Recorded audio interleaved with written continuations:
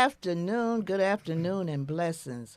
Thank God for your coming and sharing the knowledge with me, and I thank Him every day for the opportunity to share knowledge with you. I tell you, it's just a great opportunity that I have because we got so much knowledge to share.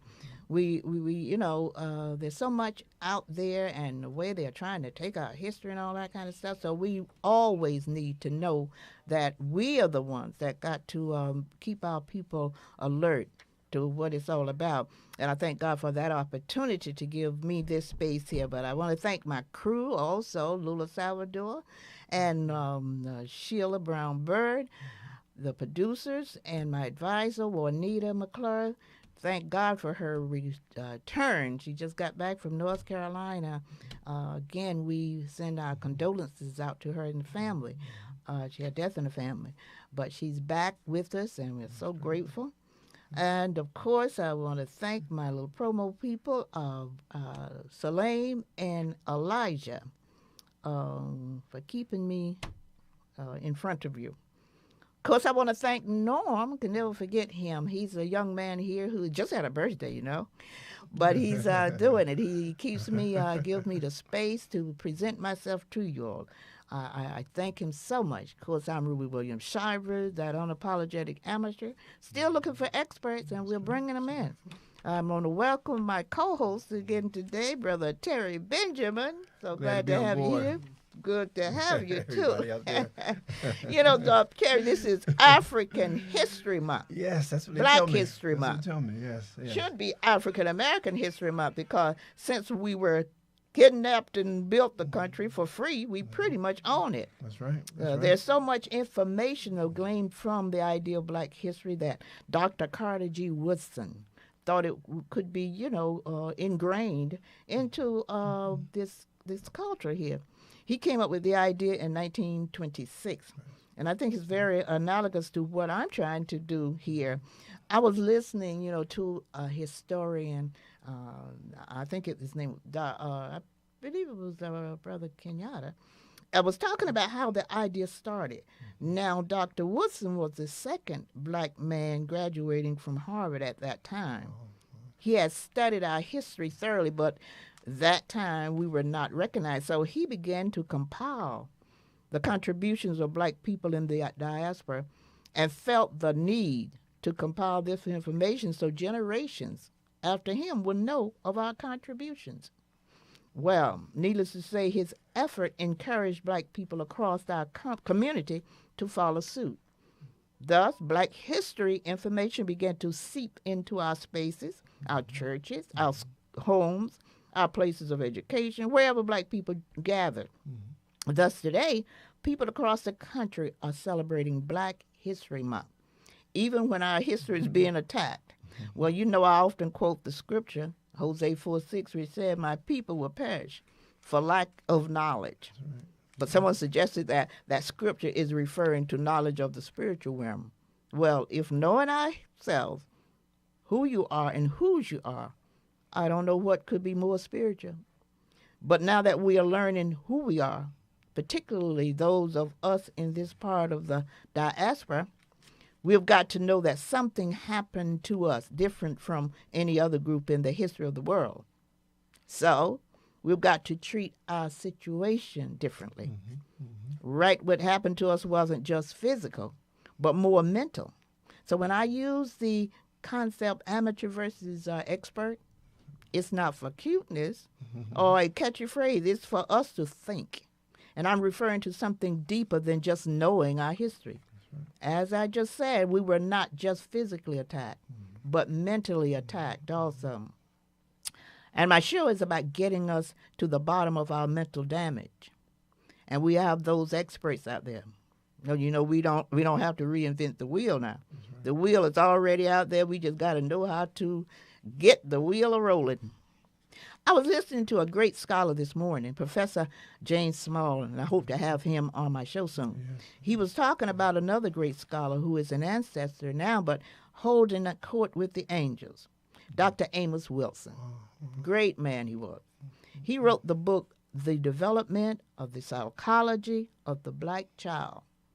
Blew me away. Yes, yes. because that's exactly what we need, starting from our young, before our minds get so contorted that we don't know which way is up. And he talked about how he and some of our experts had got together some years back and created the very concept that I'm talking about, where we need to get the experts together under an umbrella and study what it is that, how we came through our history, and then what it takes for us to cure ourselves, not just the history. You know, and but what happened with that, I'm told, I was listening to him, he said they got it together, had, I think it was in Baltimore, one of those places like that, but then it became so potent that the system shut it down, like what they were trying to do, right as we talked, trying to get our history out. But they had started that. They shut it down. And I'm going to have him talk about that also. I told you my thoughts may not be original, but like Mary McLeod Bethune, her thoughts were probably not original, but she was the one to create the school. And God does use people for different things. They tell me he used David to kill Goliath. That's right. I believe he's using this amateur here to deliver the message, his message of deliverance. That's right. You know, because God gives me ways, analogies by which to get my message across. You know, see, when I talk about how we as African people are so misunderstood by our own people, it's not a put down, it's a fact. But the fact is, you know, in a reality that we don't recognize. So I'm going to present a little exercise each week. Listen to me now. I will be using information from my first book, Verbal Healing. And what I'm going to do is take about 4 expressions each week to have you speak about it. It's no I got you kind of question now. They are just going to be expressions that I want to speak on for clarification. So answer them honestly so we can clarify them, you know.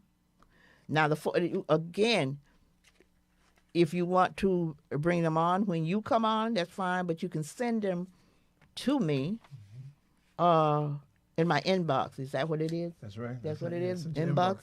That way when I come on the next week, we can discuss them. And again, it's not a I got you type of thing. It's just that we can be aware of what we have been talked about, how we have talked about ourselves. Now, the 4 this week, listen to me. The 4 this week going to be, we are our own worst enemies.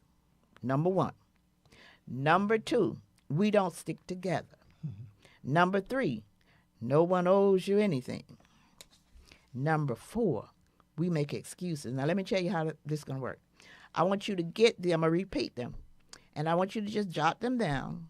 And when you do, it's 2 answers. The one answer is, yes, it's part of our DNA, right out of Africa, if that's what you think. Say, for instance, when I say we are our own worst enemy, the 2 answers, one will be, yeah, we are. It's part of our DNA right out of Africa. Now, number 2 the answer would be, no, it's a result of stripping. You know, with stripping, they stripped of us everything, our language, our culture, our religion, heritage. No, it's the result of stripping, which requires professional help. So those are the 2 answers. One will be, yes, it's part of our DNA, if that's how you feel, and be honest, because then we'll discuss it. It's not, again, we don't always know the answer. Number 2 will be, no, it's a result of stripping, which requires professional help. Even that, we will then discuss those particular 4, and you can send the answers privately. Wow. Now, my dear brother. Yes. How are you today? I'm good. Okay, what we're talking about on Black History Month. And it's a beautiful thing, because I think it's so funny that we have this 1 month. It's the shortest month in the year. And we have to put a lot into this particular month. And it's really interesting when you bring back names like James Small, who I had with him as Amos Wilson, reading their books when they first came out. Right. You know, we have these books, and a lot of these books are probably not in print anymore. But that information is so valuable, I think even more so today when we are being banded left and right. So to go back to bring back these names, to bring back these books, I think is really public service to our audience. Oh, definitely, Yes, definitely. yes, yes.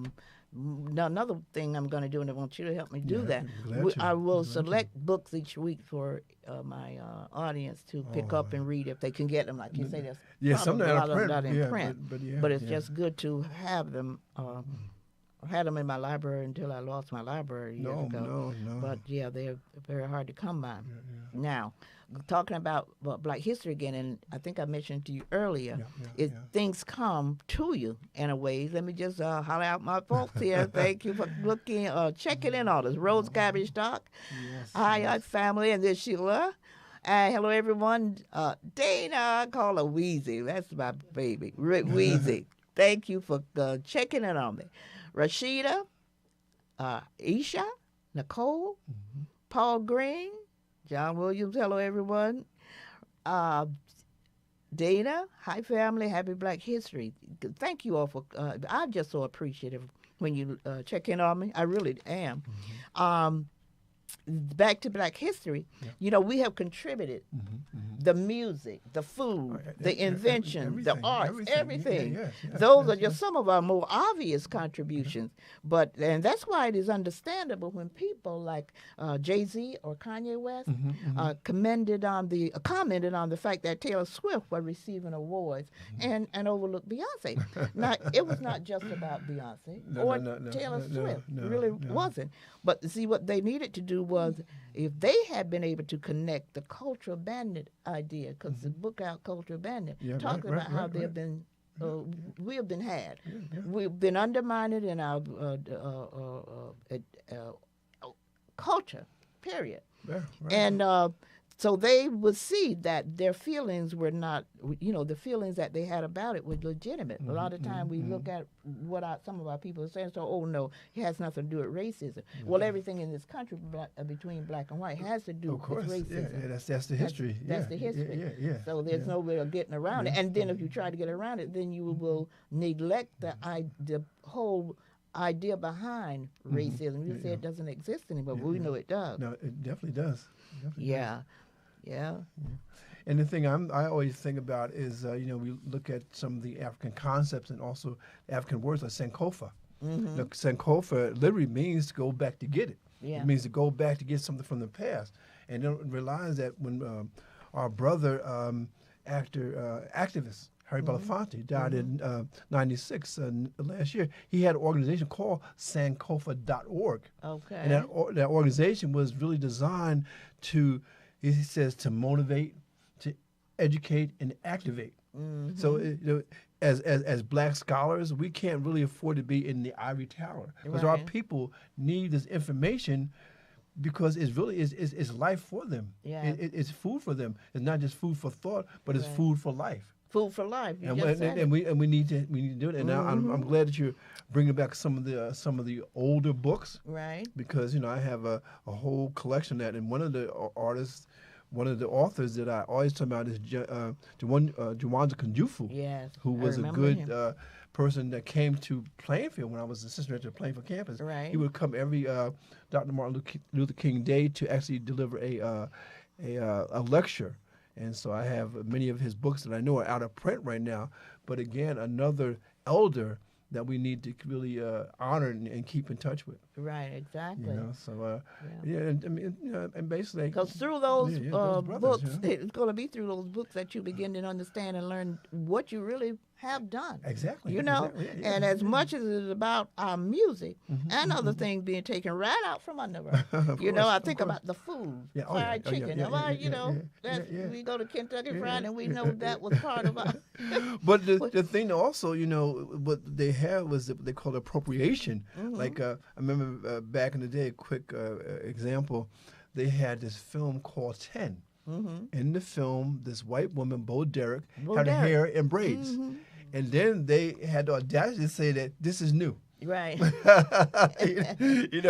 it's not cornrows. Now it's Bo Derek braids. Right. Well, Now, where did right. you get that idea? Well, they bring that up, but I think I just saw a couple of days ago where this young man, Taylor Swift's boyfriend, yeah. Travis. Travis, has the fade. Oh. But he corrected that himself. See, if Yeah, you yeah, give them please. an opportunity, sometimes they'll correct it Yeah, themselves. sometimes they will. Yes, yes, So they were trying to say he had invented the fade. He said, I didn't Wait a invent this minute, man no. was around before I was even born. Exactly. But if you don't understand that, you begin to believe. Well, why not? If our young people don't know the history, and obviously they're taking the history right out from under. That's right. That's right. And if we don't encourage them to, well, not encourage them, but we don't provide the information for them to learn their true history, then you really can't blame them for coming up thinking that if they criticize in any way, it's about hate. Yeah. It's never about hate. It's about trying to get the information correct.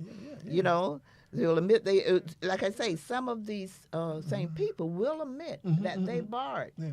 Well, I mean, but I think From it's us. But I think it's going back to the roots because we also talked about Elvis Presley. What I was speaking to before we went on air about Jackie Wilson. Now, you watch Jackie Wilson; he was singing, he was dancing, he was doing the splits.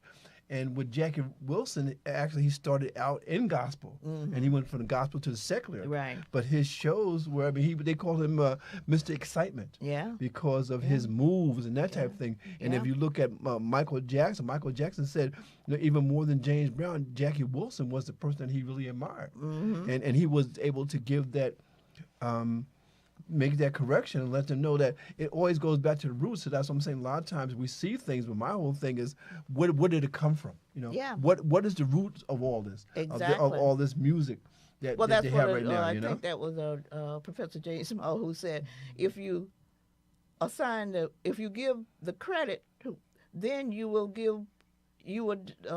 diverge the originality of it. And the origin of it. Yeah. Yes, So yes. if you do that, you then have to say, well, it didn't come from didn't come from Elvis Presley or Taylor Swift. It came from thus, that, and other. And it's so funny because next Monday they're going to have an A&E program on James Brown, and this program is produced by Mick Jagger, who was a big fan of James Brown, and Questlove, who is a master drummer, musician, and whatnot.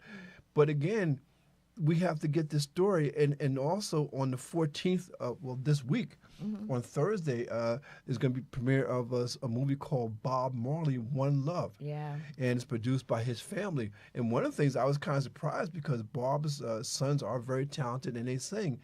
And I was surprised that they didn't have them acting as Bob Marley. But they said in this case, we needed someone else. Okay. And so they have a young man, Ben Kingsley Amin, who is a British black Brit. And he is starring as Bob Marley, but the family approved of it because they were there every day on set to let them know, okay, this is the true story. Yeah. And so again, this is another example of us taking the means of production because we can do movies. Yeah. And when they're doing the movie, when you watch the movie and you have Ben Kingsley actually sing, it is the voice of Bob Marley. Yeah. They said there was no one on this planet, including his sons, who could sing like Bob Marley. And so I really appreciate that kind of attention to detail because that's what's needed. And we're going to have to demand that kind of attention. We have to. Because I recall when the Beatles came around, when they first came, they were giving credit to those that had come over to England and influenced them. Yes. But the society, the newspapers here, they said that these people here told them, though, don't give credit to those black artists. Of course. You got to point out the Beach Boys and people like that to say that you was influenced by. Right, exactly. So it's all when you think it's just nothing, just music, whatever. It's a very deep meaning for those people who don't own it. They want to take what it is that they don't own. Yeah, because when the Beatles sing "Twist and Shout," that didn't come from London, England. That came from our gospel tradition. We don't twist and shout, but we sing and we shout and we have the call and the response. Yeah. And it's all my whole thing. Always go back to the root. Yeah, the root. The symbol of the Sankofa bird is a bird with his head turned backwards. You know, and so I'm saying that all of this is not new to us because we were coming through the 60s and 70s where we have these men who are writing these books, publishing these books. There, I mean, J.A. Rogers, you won't find any of his books in the local public library. Right. You know, Ivan Van Sertima, you won't find his books. You know, right. even Malana Ron Karanga, Right. he wrote books. Imam Baraka, although he was well known, but there are books that he's written that people don't talk about. They're doing a documentary on him, you know. Yeah. And Ras Baraka, his son, is the mayor of Newark, and that's not by accident. Right. That's no accident. I recall a couple of years ago, Muhammad Baraka was being honored as the poet laureate. Yeah. And they took that away from him for some reason. I've forgotten what their reason was. Well, they took it because they said that he was spreading some conspiracies about 9/11, and they stripped whatever him. Reason they stripped him. Because they always find a reason to strip you or whatever it is. Course, yes, but I'm just so glad now that there are people out here who very interested, probably always, but more so now because of those people like Governor DeSantis. See, what you do for wrong sometimes turn around for good for the person you're trying to do wrong too. So what has happened is I think it has stirred up a lot of interest from us to sort of revisit it. Right. The fact that we kind of let our history, slide there for a minute. But we have to be very much interested and concerned and try to direct ourselves for our young people to get them involved. As I said in my introduction here, James Smoe. Yes. Who wrote the book, The Psychology of the Black Child. Yes. Now that's deep because that's where it should begin. Oh yeah.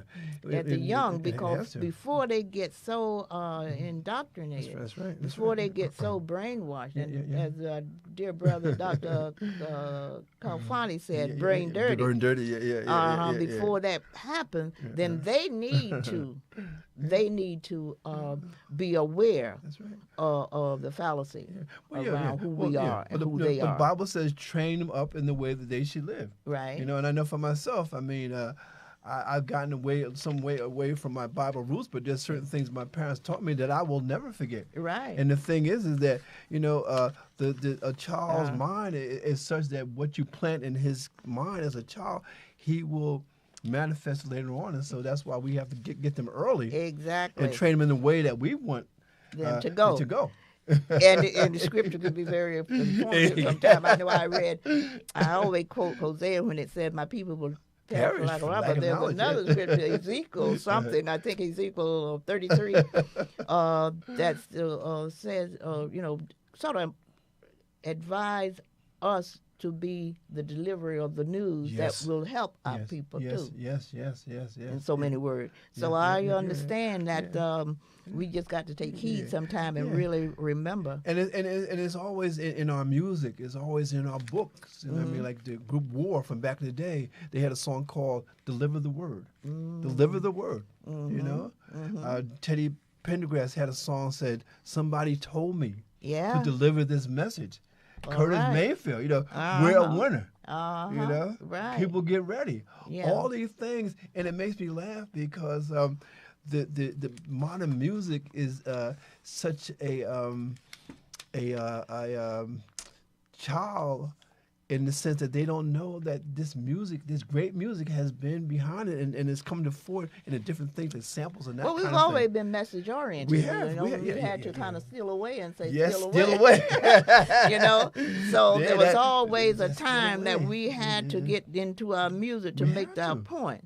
And we know that. And as I said before, I know that God has given me the opportunity to present things to people who may not necessarily have thought about it before. Don't mean that I'm a genius. I'm an amateur. No. But at least when I but you're aware of it, I point to the fact that if he selected David, he selected Ruby to inform some people of stuff that they may not be listening to now. Well, and that's what true. we really got to true. begin to know. We got to know that we are here in this part of the diaspora, in this part of the world, taken away from our homeland. And if we don't understand that, we will allow other folks to identify us to be something that we're not. That's right. That's You know, right. we're the least of everything. You know, and if we are disproportionate in everything, finance, wealth, and health, and all that, why wouldn't you think, as a young person, well, something must be wrong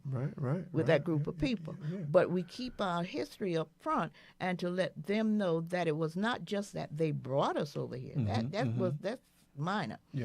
What they did to us after we got over here. You know, because a lot of people that will say, well, there are other folks who've been enslaved, and they're true. There's a lot of people who've been enslaved, but obviously we had. But this was with brutality. different.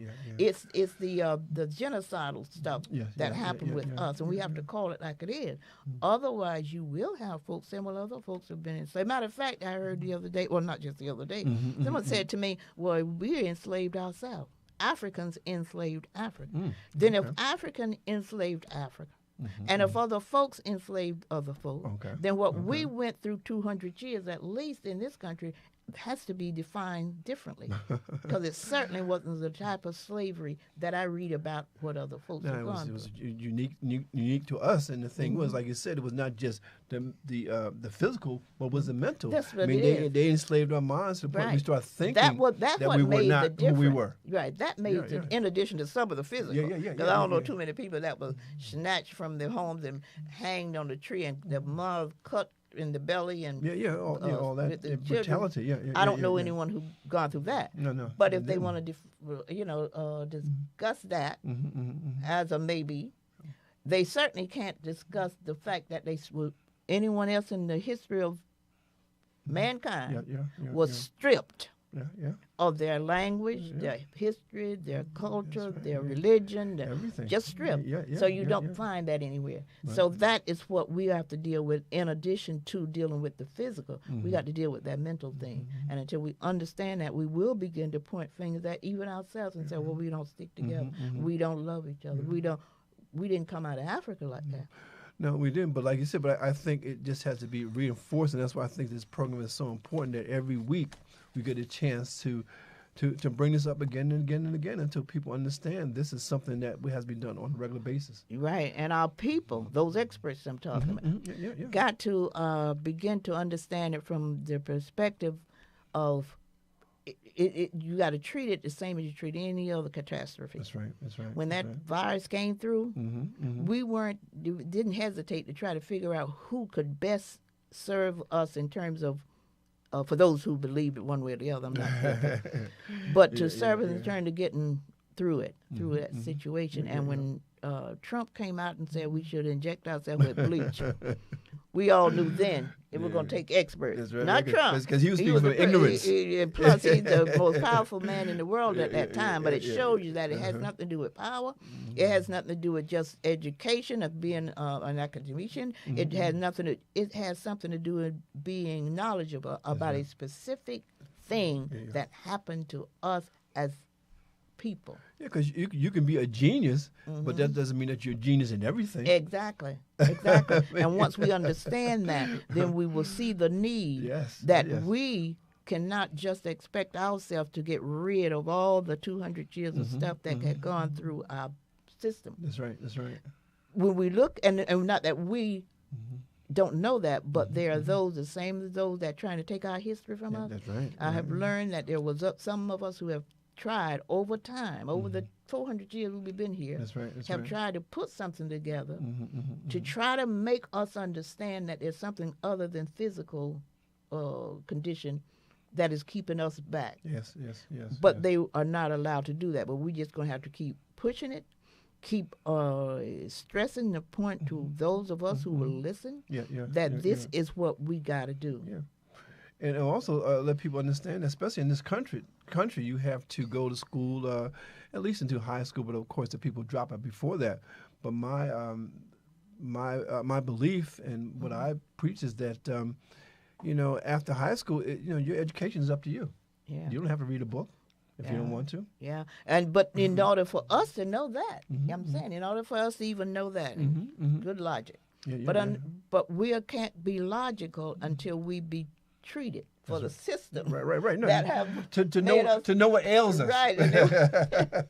Because What ails you? right? You know? Because if we don't know that, then we will hold ourselves responsible Yeah. for. Because I've heard that. Yeah, No, you responsible we for blame your own. ourselves. Yeah, you we know? blame ourselves. And that's where the self-hatred's And come that in. doesn't mean at all we got to stop doing what we need to do. We have to. For the ones of us who know clearly that you okay, I know what happened to him, but I still got to move on. Yeah.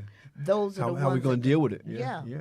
But for those who may not be at that level yet, we got to make sure we point that out to them and us. Yeah. Well, we know that you need something other than just to say, well, you got to pull yourself up by the bootstrap when you don't have no boots. You're in the boots, right? Yeah. You know, that's kind of or tough, you got to run this race when you don't have no legs unless you have figured out another way to run it. Yeah, to get it done. And that's what we have to be very conscious that we got to figure out a way to get through, or be at least recognize that we need assistance. And when we recognize that, those experts I'm talking about, Yes. because any one of us, I know, obviously, I know we need something. Got come on every week. Right. But I couldn't tell you the cure for it. I could give you some. I know one of them would be the reparation. If we got our reparation, that would be a start, but that's not the only thing. Because once we got it, then you have to know how to administer it. Yeah, because we always see the symptoms of the pathology, the way we act out, the way we treat each other, the way we treat ourselves. But like you said, those are the symptoms. We want to get to the root because we want to erase this, because if not, it's going to go from one generation to another generation. And at this point, I don't think we can afford it.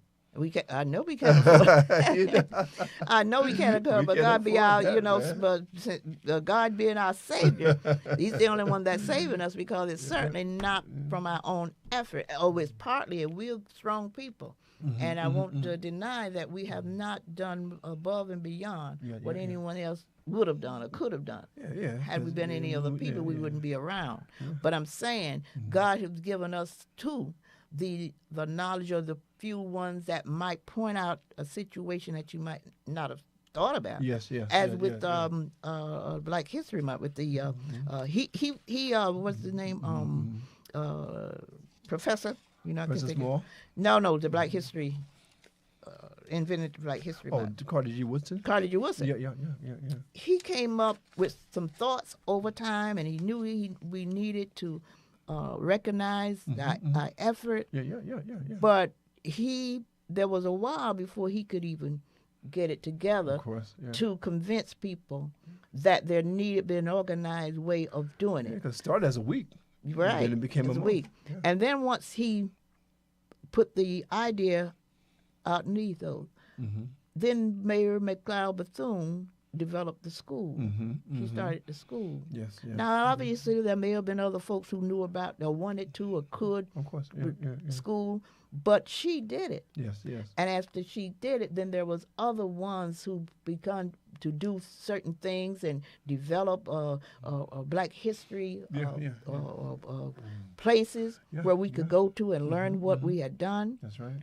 What we had accomplished in this country alone, not even talking about our history from Africa, but this country alone. So it takes those kind of people, and it may be that one person or that two person, but it's going to be someone in our group that got to recognize we need something other than what we have gotten over the 400 years that we've been here. That's right. Because during the 60s, we had what they call African free schools, There were schools that were definitely by African Americans, and we were teaching our own curriculum. I mean, a lot of times they call it homeschooling.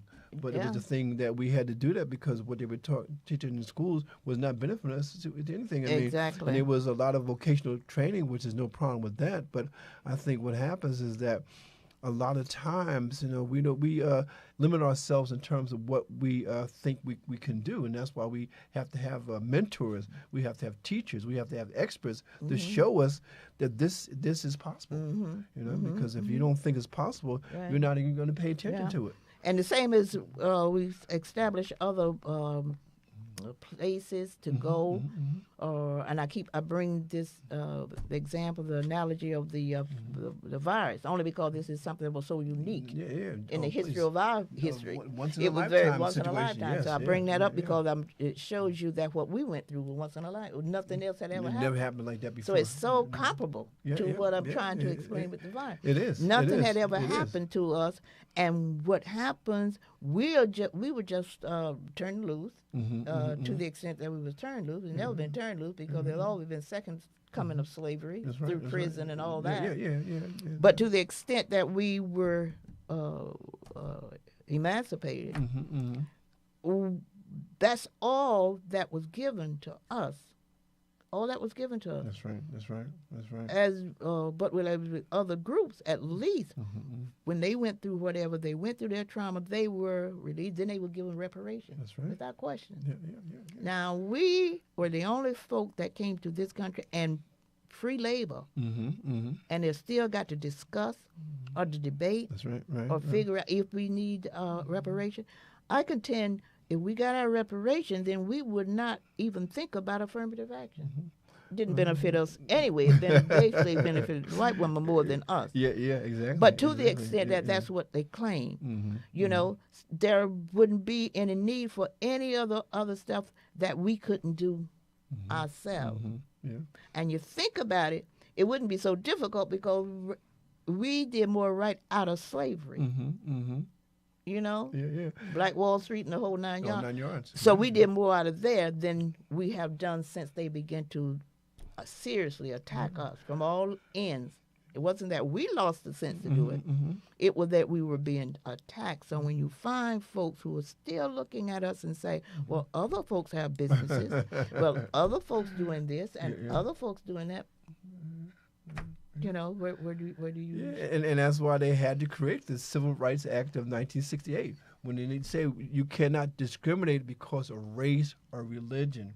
And that kind of thing, because we at this point we were ready to make that leap, but we were still blocked because of our skin color. You know, you can't have an apartment here or a house there.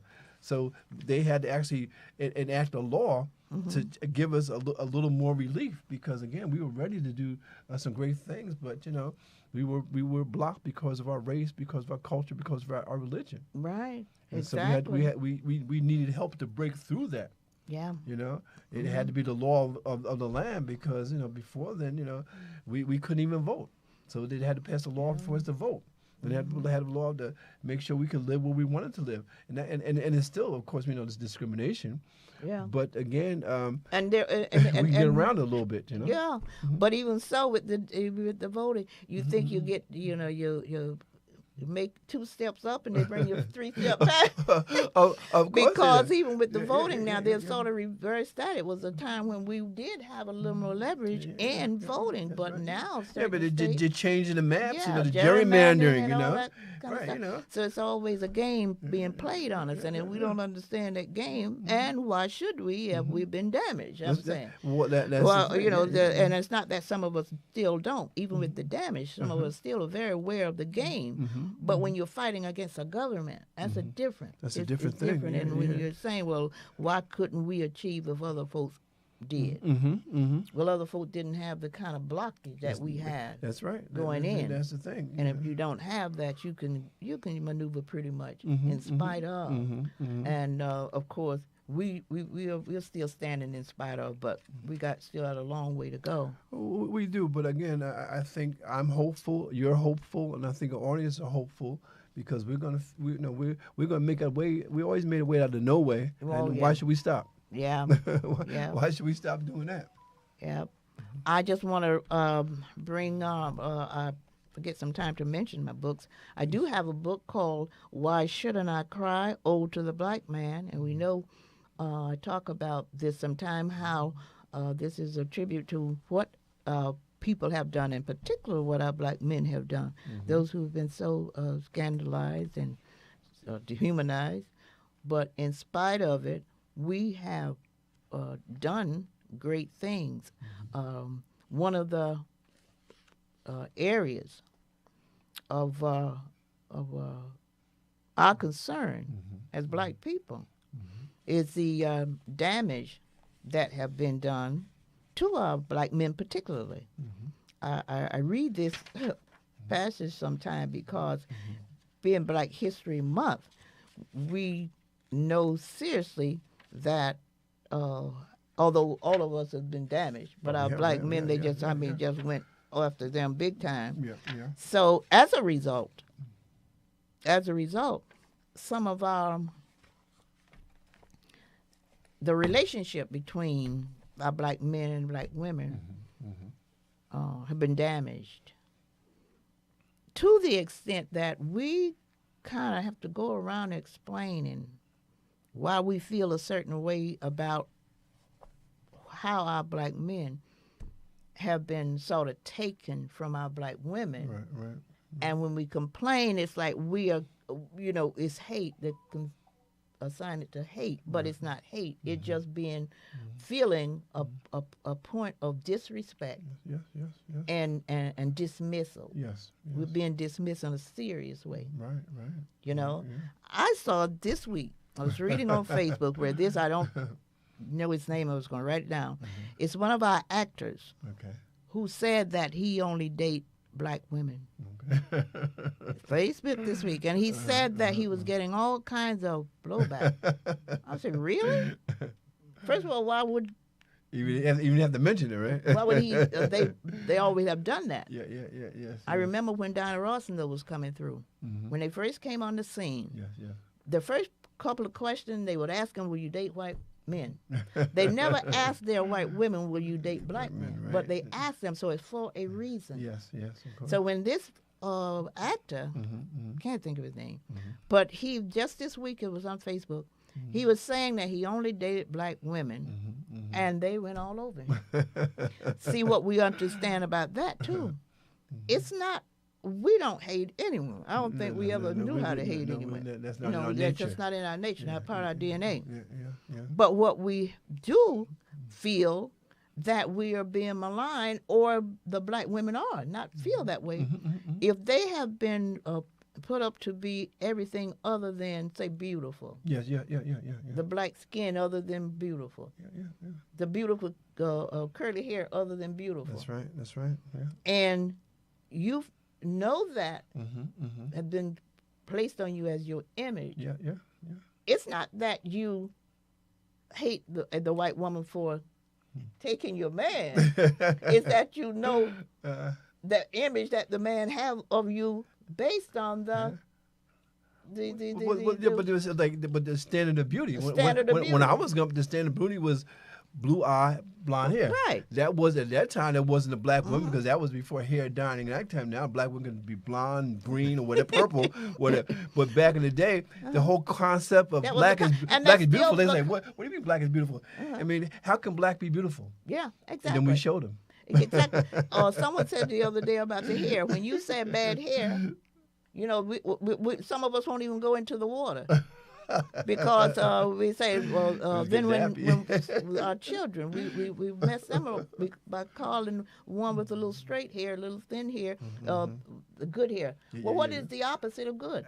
Right. The opposite of good is bad. So if you got good hair because you're straight, then mine must be bad So we got to be careful with all of those things that we say to keep us language. Language, that's what it is. Language. Yeah. So when I was at a affirmative action just a few years ago, when affirmative action just came on the scene, working for Belcourt. Yes. And we had to go away.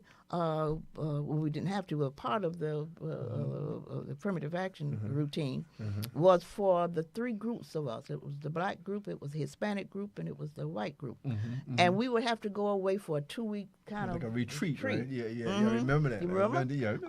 And we had to talk about what was our each one of our thinking. Yes. And I remember those days. before we left, I got with my people in a room, and we was sort of discussing what we thought the other groups were going to think of us. Right, exactly, yeah. And they came up with all kinds of things. They're going to think we are bad. They're going to think we don't dumb. They're going to think we are evil. They're going all kinds that kind of stuff. Yeah. And I stopped them. I said, no, we're not about listen. That is not what they really think of us.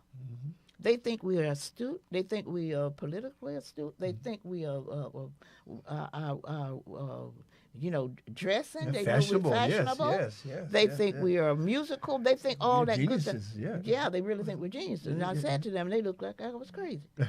But when we got to the affair that weekend, and we each went to our separate rooms and wrote on the board what we thought of the other. Yes, yes, yes. And we made a pact that we would not get angry with anyone who said anything that we didn't like, because that was going to be the freedom of truth. expression. It's freedom of expression. Yeah.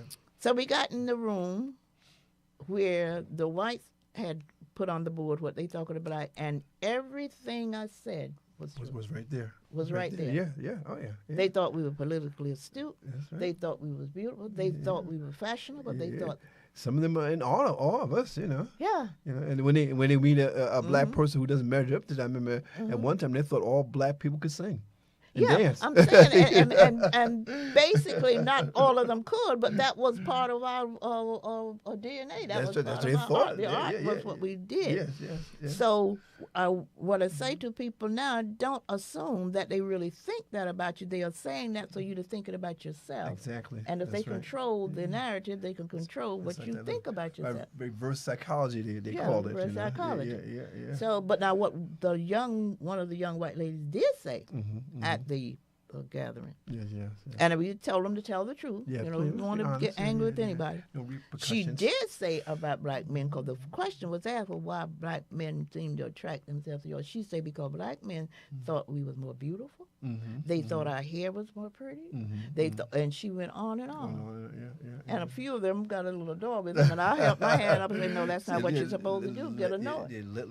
I said, because actually that is not what it is. No, it's I not. said to that group that night, that day, that is not what it is. I say it's a psychology around why they would assume that they think that. Yeah.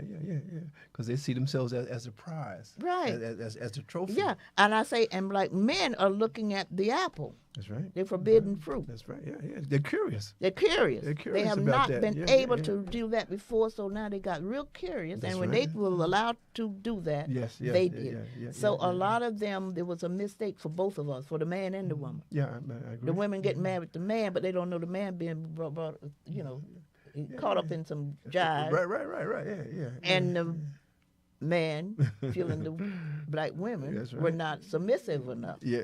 Because at that time they claimed that the white woman would do whatever they wanted them to do. Yeah. But this is a good, I'll read this from you. Yes. Okay, it says, another mother's cry. I put a disclaimer on it because it's not mine. I did pick it up from somewhere. Okay. This piece I read on my Facebook feed recently was so profound, I found it necessary to include it in my book. While this is not reflective of or the sentiment of most black women who have always been cognizant of the dual atrocities right. afflicted upon both male and female, it is a window into the psyche of what the act of slavery did to some of us. Yes. A perfect example of how I, the amateur, can express my feeling, but they, the experts, can detail the reasons. That's right. Yeah. You know? Yeah. Now, the apology, listen to it. Say, they beat me and I called you to save me, but you couldn't. So I secretly resented you. They took our babies and sold them. I begged you to save us, but you couldn't. So I secretly blamed you. They raped me, and I cried out for you to protect me, but you couldn't. So I stopped trusting you. Then you were supposed to be my man, my provider, my protector. But when I needed you, you couldn't be there. So I hated you. How could I let you tell me what to do when Massa could protect me more than you? How could I submit to you when you are forced to submit to Massa? So to protect myself, I submitted to the one who could protect my children and me. I stopped trusting you. I stopped loving you. I stopped honoring you. I stopped valuing you. And in turn, I became valueless to you. I didn't see the frustration in your eyes when our children were sold. I didn't hear your silent cries when I was beaten. I didn't see your anger when I was being ravished. I didn't understand that you held your emotions to be strong for me. I thought you didn't care. But you wanted to be there. You wanted to protect me. But Massa made it so you couldn't. So I would trust them more than you. I didn't see the hidden hands shaping our destiny. All I saw was my pain and the feeling that you neglected me. For all the times I blamed you, I'm sorry. For the times I let you down. For all the times I've broken your spirit with my words and my actions. For the times I openly rejected you and tried to control you because I thought less of you. I'm sorry. Massa had a plan that he said would work for 400 years. Sound like the Willie Lynch letter, It doesn't does. it? It definitely does. 400 years is over now. My eyes are wide open. I see the king in you. Please forgive my wrongs and see your queen in me. Now that's powerful. That is powerful. But it's indicative Mhm. of what we have been told or taught, brainwashed, brain dirted into believing That's right. about ourselves. That's right. So the same way we felt that way about our man, we felt that way about our fathers, our mothers, our sisters after 200 years of convincing us that we were no good, nobody, whatever, That's the true. whole nine Right, yards. right. You And know? I'd like to see a man reply to that because there's another side to it. Yeah. I mean, the way you were looking at us, what way are we looking at you? Right. And I think Yeah. we need to really get that together to point because we have to move on from that. And Yeah. many of us have moved on from Yeah, it. yeah. But that's Yeah. part of the brain dirty. Yeah, probably the brain dirty, and like we say, many of us do, and many of us express that. You can imagine people like Dr. John Henry Clark, Dr. Jeffries, That's right, yeah, yeah. they know all It's a this. long line of But that is scholars. why it's going to be so important for us to create, like Mary McLeod Bethune. I often think of her, how she came together, knew that we needed in a concert something that would be available Yes. to the experts of us Mhm, who mhm. can grab it Yeah, and yeah. put it out and give it to the least of us. When I say least of us, I mean those who haven't studied it. Yeah. So if we can do that and understand that it's a method to the madness, we can't all just know that. There are some people assigned for different things. Exactly. You know, exactly. I listen to my pastor every Sunday. I say he's a man who he providing information, spiritual Yeah, and right, otherwise. yeah. But everybody can't do that. He was set. They were not just him. I'm saying those who's in that profession set aside for that. There are those like Dr. Henry Clark. They are set aside because they studied. That's right. Yeah, You know, Yeah. all of that stuff. Yeah. And there got to come a time when we know how we got to get those particular people together that would deliver us.